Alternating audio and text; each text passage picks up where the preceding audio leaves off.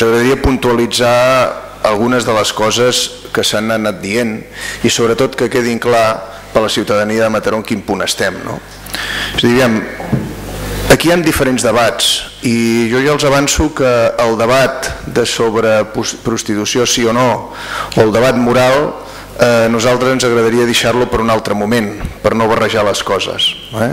Per tant, Convergència i Unió, el que ens hem centrat directament sobre la problemàtica que tenim en aquests moments sobre la taula i que segurament és l'expressió d'una situació que mica en mica se'ns ha anat complicant. A nosaltres ens agradaria pensar que ha sigut degut a les circumstàncies, però que malauradament en el passar dels dies hem anat veient alguna actuació que no ens ha agradat.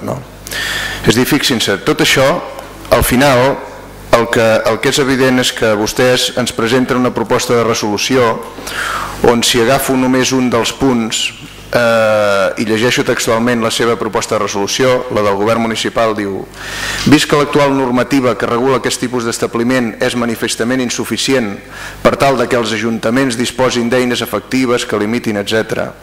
Escolti, jo el que els hi voldria dir i que quedi clar per la ciutadania de Mataró és que en tot cas la legislació que hi ha, tenint en compte que les competències sobre prostitució les té l'Estat i per tant, com feia referència el senyor Safontria, en tota la seva amplitud de la problemàtica entrarien moltíssimes administracions i crec que fora bo que es fes aquest debat i fins i tot es fes en profunditat a la ciutat tant a nivell polític com a nivell social.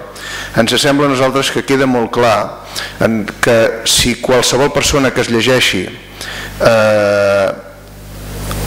la documentació a la qual vostès mateixos fan referència, els hi quedarà molt clar què és el que estem parlant i fins a quin punt podíem haver-nos estalviat aquest mal tràngol i fins a quin punt ens trobem en una situació que vull pensar que no és volguda però que ha estat molt mal gestionada i que el que hem de fer és rectificar la fórmula de gestió per no trobar-nos més endavant amb el problema aquest al davant, és a dir, amb l'obertura d'aquest megaprostíbul. Mirin, el decret 217 del 2002, aquest que s'ha fet tanta referència, llegiré quatre coses. Comença amb que està fet per desincentivar aquesta activitat, per desincentivar, i algunes vegades he sentit a dir el contrari. Desincentivar i vetllar pel respecte dels drets fonamentals de les persones que l'exerceixen. Està fet per regular els locals de pública concurrència on s'exerceix la prostitució com a tal, i això és una fórmula, un tipus específic de llicència d'activitat. En el seu article 7.4 ens deia, estem parlant del 2002, diu literalment: els ajuntaments, per raó de la seva competència, mitjançant les seves ordenances o normativa urbanística aplicable, han d'establir les condicions d'emplaçament d'aquests tipus de locals. Diu també: els locals on es prestin serveis de naturalesa sexual han de disposar de la llicència municipal específica, és a dir, aquests locals necessiten una llicència municipal específica. Dintre de les disposicions transitòries ens diu: en el termini de 6 mesos des de l'entrada en vigor d'aquest decret, els ajuntaments han d'aprovar les ordenances municipals a què fa referència aquest decret. I llegeixo més. En el termini d'un any des de l'entrada en vigor de l'ordenança municipal corresponent o de l'ordenança a tipus, els ajuntaments han de revisar les llicències concedides amb anterioritat, és a dir, ja proposa el debat aquest del que estem parlant. Però és que després, segurament, la Generalitat, en aquell moment, recordem que és quan s'estaven desplegant els Mossos d'Esquadra i quan la policia de Catalunya s'estava trobant amb aquesta problemàtica dia a dia, perquè aquesta és una problemàtica que existeix, és una activitat que existeix, doncs es posa en marxa una ordenança tipus, que diu és una ordenança municipal tipus sobre els locals de pública concurrència on s'exerceix la prostitució, i si repeteixo aquesta frase és perquè no és banal, és perquè és la llicència específica que es necessita. I diuen: serà d'aplicació als ajuntaments que no hagin aprovat la corresponent ordenança municipal adaptant-se a l'esmentat decret, sens perjudici de que en puguin aprovar posteriorment una ordenança pròpia. És a dir, que aquesta ordenança que feia la Generalitat era per si els ajuntaments no n'havien fet que en tinguessin una de tipus, però els ajuntaments en podien fer una de pròpia.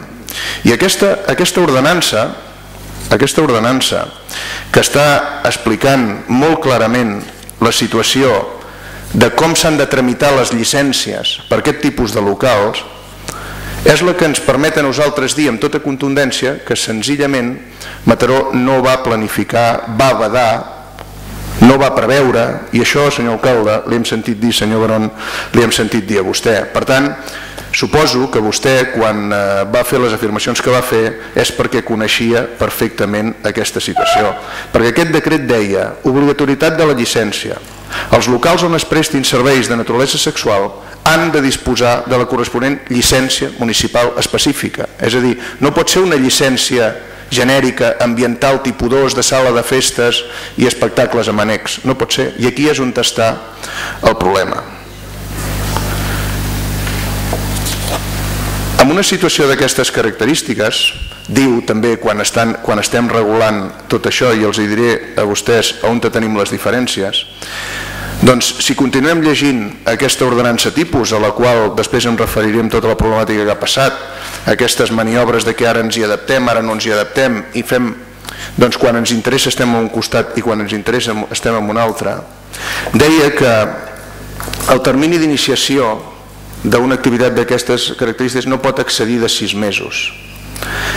Deia que la llicència específica per la prestació de serveis de naturalesa sexual té una validesa màxima de 5 anys. És a dir, diu tota una sèrie de coses que si s'estudien bé, juntament amb el catàleg de recreatiu i espectacles que vostès ens argumenten que utilitzen, jo els llegiré el catàleg d'espectacles, activitats recreatives o esportives i veiem si en troben algun que parli de megaprostíbul, macroprostíbul o prostíbul. Espectacles es classifiquen en... Tot això és la normativa que vostès ens diuen que apliquen. Cinema i autocinema, teatre i similars, audició, concert, circ i anàlegs, espectacle taurí, espectacle esportiu, folklore, exhibicions especials. Les activitats recreatives, que són les que vostès senyalen, diu, es classifiquen en esportives, musicals, de restauració, de joc i atraccions, culturals, socials, audiovisuals, zoològiques. És a dir, no hi és. Escolti, per això es regula, per això es fa aquest decret d'una llicència per locals de pública concurrència on s'hi exerceix la prostitució. És que el títol de l'assumpte és aquest. Si no es fa això, és que estem fent una altra cosa. I què estem fent a Mataró? Doncs això convé que la gent ho sàpiga, perquè segurament, o per... Escolti, perquè tota la vida s'havia fet així. Això és el que nosaltres volíem pensar en un primer moment. Escolti, vostès el dia 25 de gener en una comissió informativa donen compte de tota una llista de decrets. El primer diu desestimació, al·legacions d'activitat textil, ordre d'adopció de mesures tal, ordre de legalització d'una activitat, concessió de llicència ambiental tipus 2 d'obertura d'una activitat de sala de festes amb espectacle i annex a la via Sèrgia. És a dir, això no és aquí el títol hauria de dir local de pública concurrència dedicat on s'hi exerceix la prostitució. I aquí està precisament l'eix de la qüestió. És a dir, aquí està on ens permet avui portar endavant l'acció que Convergència i Unió els hi presenta.